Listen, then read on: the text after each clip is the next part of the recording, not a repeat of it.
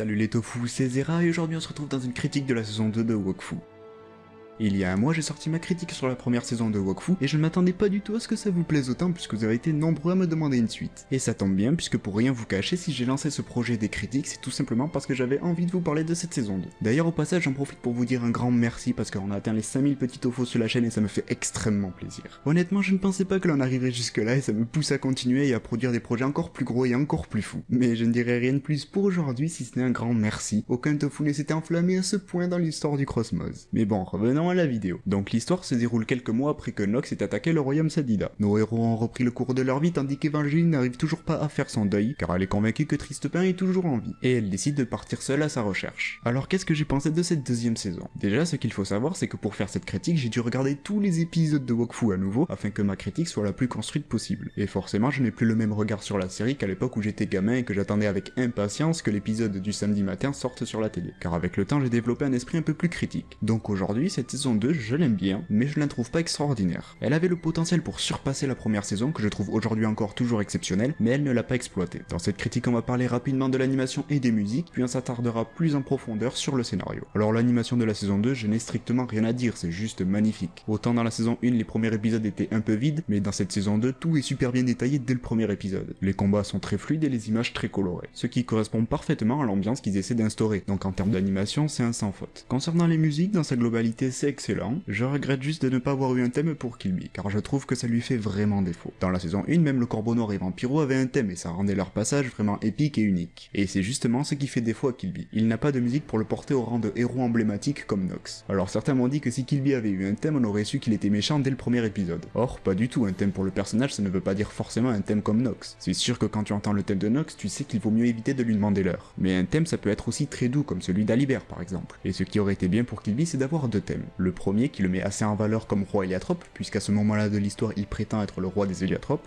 et un deuxième qui reprend le thème précédent mais en l'accélérant et en le rendant plus dynamique et agressif, afin de montrer le changement de personnalité du personnage. Et ça on le met au moment où il fusionne avec l'Héliacube. Ça aurait renforcé la trahison de Kill Bill envers Hugo et Adama et ça aurait porté la scène de manière épique. Donc je regrette un peu de ne pas avoir eu un thème pour ce personnage, parce que ça lui fait défaut malheureusement. Sinon concernant le reste des musiques je n'ai rien à dire, elles sont toutes très bien. Et je dirais même que le thème du peuple héliatrope dans l'épisode final il est juste sublime, je l'adore personnellement. Mais bon il est temps de parler de ce qui nous intéresse, le scénario de la saison 2. Et comme il y a énormément de choses à dire, on va procéder par étapes. Je vais parler en premier lieu de la mort de Tristepin et de son retour. Puis je parlerai de la défaite de Nox et des conséquences que cela a engendré. Et pour terminer, je parlerai de ce qui se passe dans l'épisode final. Donc commençons par Tristepin, le valeureux guerrier Yop qui est mort face au Razortan de Nox. Alors dans l'épisode 25 de la saison 1, Tristepin meurt. On a droit à une scène vraiment émouvante qui ne laisse personne indifférent. C'est vraiment bien foutu. Dans l'épisode suivant, le 26, Nox remonte le temps et on a l'espoir que Pimpin est peut-être encore en vie. Mais malheureusement non, ils arrivent quelques minutes trop tard. Ce qui fait que la saison 1 de Wakfu ne finit pas du tout sur un happy end. Ankama avait osé tuer ce personnage que les fans adoraient. Et ça c'était beau, parce qu'honnêtement il fallait oser. Ils auraient très bien pu faire en sorte que Nox remonte le temps avant que Tristepin ne trouve la mort. Mais ils ne l'ont pas fait et ça c'est génial. Scénaristiquement parlant j'entends. Et après on a eu la saison 2. Alors le premier épisode est très bien, on suit la continuité de la saison précédente, avec une Évangeline qui n'arrive pas à faire son deuil, et on se demande même si elle devient pas complètement folle à entendre les voix de Pimpin dans la tête. Elle se rapprochait même d'une certaine manière au personnage de Nox, qui lui aussi était obsédé par revoir sa famille et qu'il entendait aussi des voix dans la tête. Mais après on a eu l'épisode 2. Alors qu'est-ce qui se passe dans cet épisode 2? Ça commence assez bien, on développe le personnage d'Eva, on sait toujours pas si elle est devenue folle ou si elle a raison, mais très rapidement on découvre Rubilexia et on voit Pimpin en vie. Bon je précise que je n'ai rien contre le personnage de Pimpin, au contraire je l'aime bien, et le choix de le ramener à la vie ça ne me dérange pas vraiment. Ce qui me dérange par contre c'est qu'il revient dès le deuxième épisode. Je ne sais pas si vous voyez le problème mais c'est complètement débile. Dans la saison 1, l'épisode 25 a marqué tous les spectateurs par la mort du Yop. Dans l'épisode 26 on avait même le faux espoir de le voir encore en vie. Et là dès le deuxième épisode on s'aperçoit qu'il est toujours vivant. Ils avaient une seule façon de détruire la fin de leur première saison et ils l'ont choisi. Non parce que quitte à le ramener à la vie aussi rapidement, autant faire en sorte que Nox remonte le temps juste avant sa mort. Comme ça il y avait plus besoin de se faire chier. Pour le coup là je trouve que ça fait vraiment bâclé. Ils auraient dû prendre le risque de le ramener à l'épisode 10 ou vers la mi-saison. Ça aurait fait durer le suspense et on aurait pu le ramener de manière beaucoup plus intelligente. Et surtout plus subtile. En plus Eva qui commence à être bien développée dès l'épisode 5 lorsque Pimpin revient, là elle commence à être complètement inutile. C'est juste la princesse à sauver pour remettre Pimpin en avant. Et plus la saison avance, plus ça se fait ressentir. Et je trouve ça vraiment dommage de détruire le personnage d'Eva comme ça, juste pour ramener Pimpin à la surface. Honnêtement, ils auraient pu trouver un autre moyen. Et encore, s'il avait eu une grande utilité scénaristique, j'aurais pas dit. Mais à part pour l'épisode Chevalier Justice et le monde de Rouchou, il ne sert qu'aux répliques comiques. Chose que Ruel aurait très bien pu faire, ça l'aurait même mis en avant et ça aurait été vraiment sympa. Ils avaient tellement de matière à développer avec la mort de Pimpin, ça aurait pu donner un truc vraiment génial, ils se sont contentés de faire au plus simple. Non, parce que je vais vous donner un exemple de scénario, vous allez voir, c'est tout con. Au début, on laisse un petit doute, est-ce qu'Eva est en train de devenir folle ou non? On la voit partir l'aventure en solitaire, un peu comme dans l'épisode 2, pas longtemps, mais juste le temps qu'il faut pour la développer. En parallèle, on fait l'intrigue avec la libération de Killby, parce qu'on n'est pas obligé de centrer l'histoire sur Pimpin, et ainsi on a introduit Killby de manière subtile pour le deuxième arc du scénario, puis nos héros, avant de partir à la recherche de Dofus, décident de retrouver Eva, car elle commence à s'inquiéter tout simplement. Donc ils partent à sa recherche, la retrouvent assez rapidement, et ensuite là on a deux possibilités. Soit Eva, entre temps, elle a trouvé des indices montrant que Pimpin est peut-être vraiment en vie, ce qui pousse nos héros à l'aider, ou alors nos héros décident de l'aider à aller jusqu'au bout de son objectif, afin qu'elle puisse faire enfin son deuil. Ainsi on peut mettre de manière logique tous les épisodes qui servent à rien, vous savez les épisodes de remplissage comme je les appelle qui n'apportent rien au scénario, puisque forcément pour retrouver Pimpin ça va prendre du temps, et donc ils vont vivre plusieurs aventures, car tomber aussi rapidement sur Rubilexia alors que c'est une ville qui bouge, c'est quand même magique. Et une fois dans la mi-saison, tu termines l'arc en affrontant Rubilax, et Pimpin qui retrouve son corps. Ça aurait permis en plus de développer les chouchous qui sont accrochés sur le mur de Rubilexia, plutôt que les jeter à l'eau et qui servent à rien, comme Ombrage avec son cliffhanger inutile. Pimpin serait toujours revenu à la vie mais de manière plus classe parce qu'on aurait eu le droit avec un vrai combat avec Rubilax. Ça sent vraiment la patte Ludo qui les a obligés à un peu censurer leur saison 2. Et ça se ressent surtout à travers l'épisode final. Mais bon, ça on y reviendra. Et par la suite, une fois que le Chevalier Justice les enferme en prison et qu'ils arrivent dans la choucroute, ils auraient pu développer à ce moment-là l'amitié entre Tristepin et Rubilax, plutôt que juste choisir le fait que Rubilax a toujours été gentil. Genre on a l'impression que les scénaristes ne savaient pas quoi faire de leur histoire, et je trouve ça dommage personnellement. Mais bon, vous allez voir avec la suite. Donc la défaite de Nox et les conséquences que ça a produit. Alors dans la première saison, Nox a ravagé des contrées entières, tué plusieurs personnes dont le Shenmue, Grogal et Tristepin. Je rappelle aussi qu'avant que l'horloge ne soit détruite, Nox a déforesté une grande partie de la forêt Sadida. Puis arrive la saison 2, avec une magnifique forêt Sadida remplie de vie et de... Mais attends, elle n'était pas censée être détruite cette forêt? Bon je sais, vous allez me dire que c'est des Sadida donc ils peuvent faire repousser les arbres. Mais quand même, faire repousser une forêt entière sur un terrain devenu complètement stérile, ça doit pas être évident. Car quand les Noxines puisent le Wakfu pour déforester les forêts, elles prennent toute la vie qui est présente dans les arbres. C'est d'ailleurs même l'enjeu de cette saison 2, puisque Killby souhaite prendre le Wakfu du monde, ce qui détruirait la vie sur cette planète. Et n'oublions pas que le seul machine qui remet du Wakfu sur ce monde, ce sont les larmes d'Ogrest. Donc ce n'est pas possible que les Sadida à eux seuls en fait repousser une forêt entière aussi facilement. Mais encore s'il n'y avait que ça ne serait pas trop grave. Le problème c'est le grand Nox qui a ravagé des contrées entières, qui a tué plein de gens, mais au final on a l'impression qu'il n'a rien fait. Dans la saison 2 on voit aucune contrée ravagée. J'ai pris l'exemple du royaume Sadida tout à l'heure, mais il faut pas oublier que Yugo passe son temps à voyager à travers le monde. Et tout a l'air d'aller bien. Ce qu'on aurait dû avoir, c'est que Yugo arrive à un moment donné dans un village pour aider le premier gars venu, et il lui demande pourquoi cet endroit a l'air ravagé, et l'autre lui répond un truc du genre: il y a quelques années, un Xelor est venu dans notre village et a tout ravagé. C'est tout. Il n'y a pas besoin de rajouter autre chose. Rien qu'avec ça on comprend tout. On sait dans quel univers on se trouve et on sait ce qui s'est passé avant. Nox a ravagé le monde pendant 200 ans et nous, spectateurs, on voit rien. Aucune conséquence de toute cette destruction. Ça minimise énormément tout ce que Nox a entrepris. Sans parler des morts qui reviennent à la vie, Tristepin, Grogal, etc. Pour tout vous dire, je m'attendais presque à voir une scène où on voit Amalia se balader dans la forêt Sadida pour planter une graine qui deviendra le nouveau Shenmue. Pour le coup, les conséquences de Nox, il fallait vraiment pas les rater, car c'était vraiment important pour donner de la profondeur au scénario. Chose qui justement manque cruellement à la saison 2. Mais enfin, passons, il nous reste encore à parler de Killby. Globalement, ils l'ont plutôt bien géré. Le personnage est assez bien développé, il aurait mérité d'être un peu plus approfondi, mais ce n'est pas le plus important. Tout ce que je reproche à Killby, ça concerne exclusivement l'épisode 26, donc l'épisode final. Je ne parlerai pas du fait qu'ils ont transformé la dimension d'Embrib en un tas de planètes donuts géantes, et que Balthazar est devenu tellement ridicule qu'il ne sait même plus voler. Je vais vraiment laisser mon côté fanboy Wakfu les gardiens de côté pour être vraiment objectif, même si WLG était beaucoup plus profond en termes de développement que l'épisode final. Mais ce n'est vraiment pas le seul problème présent. Killby, qui est conscient d'être beaucoup plus puissant que les enfants puisqu'il le dit lui-même, fuit lorsqu'il les voit arriver vers lui, et je dirais même plus, il est apeuré. Mais bon, par la suite il réalise qu'il est beaucoup plus fort et il les one-shot tous, Yugo compris d'ailleurs. Je trouve ça drôle que le mec le plus intelligent du Cosmos soit aussi débile. Non, parce qu'il avait clairement aucune raison de fuir puisqu'il était beaucoup plus puissant. Cette scène elle sert juste à une seule chose. Déjà faire un peu de fanservice en enlevant le chapeau de Yugo pour voir qu'est-ce qu'il a dessous, alors qu'ils auraient pu amener ça de manière plus subtile, par exemple lors d'un combat contre Killby et il perd son chapeau. Et puis c'est surtout pour les transformer en petites lucioles bleues qui voyageront à travers les donuts géants de tout à l'heure. Si vous n'avez pas remarqué la patte Ludo dans cette saison 2, à ce moment-là vous pouvez plus la rater. Non, parce que là c'est clairement destiné à des enfants ce truc. On regrette tous l'épisode final de la saison